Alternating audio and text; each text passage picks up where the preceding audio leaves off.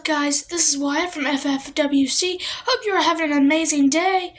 And let me just start off by saying I am so deeply sorry for not having any videos at all for these past 4 weeks. I have just 2 of the weeks I was just flat out just completely sick. And then 2 of the other weeks I had stuff to do on my making days. So I just didn't have the time, or physically couldn't, to do these videos. But now I'm going to try to get them all caught back up, because as of right now, counting this one, we have 4 lessons with Wyatt left, 4 Bible verse breakdowns to do. So here's going to be the plan. I'm going to crank out the 4 lessons with Wyatt's today.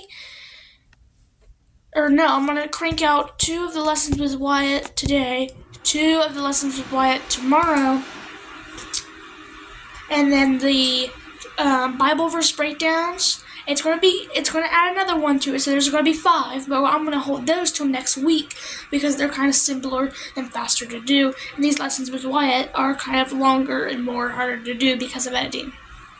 Hope you guys enjoy today's lesson. We are doing Jesus Faces the Sanhedrin. Let's dive right into it.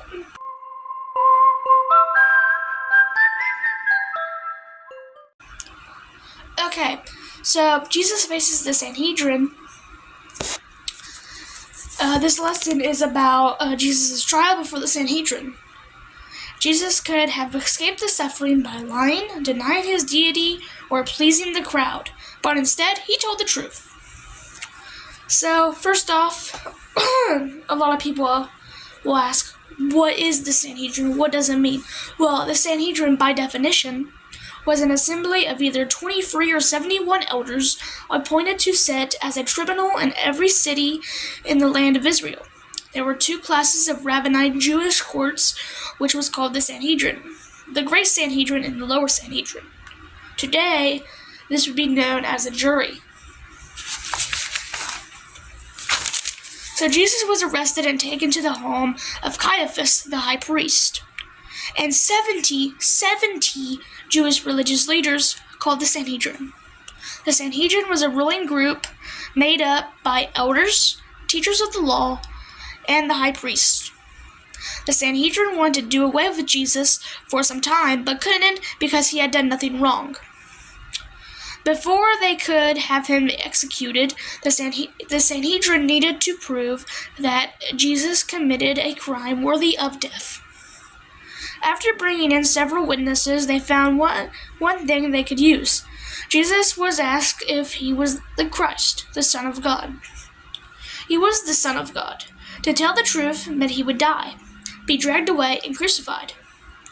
He could have stopped this from happening if he said he was not the Christ. Then the Sanhedrin couldn't kill him. What would you guys do in that scenario if you were Jesus? Kind of a thinker. Jesus made his decision. He wouldn't lie. You have said it, he told the Sanhedrin. With that said, he knew his death was certain, for the religious leaders would not believe he was Christ. Caiaphas tore his clothes off in rage. Jesus has blasphemed God, he told the Sanhedrin. You have heard his blasphemy yourselves. What do you think? Caiaphas said.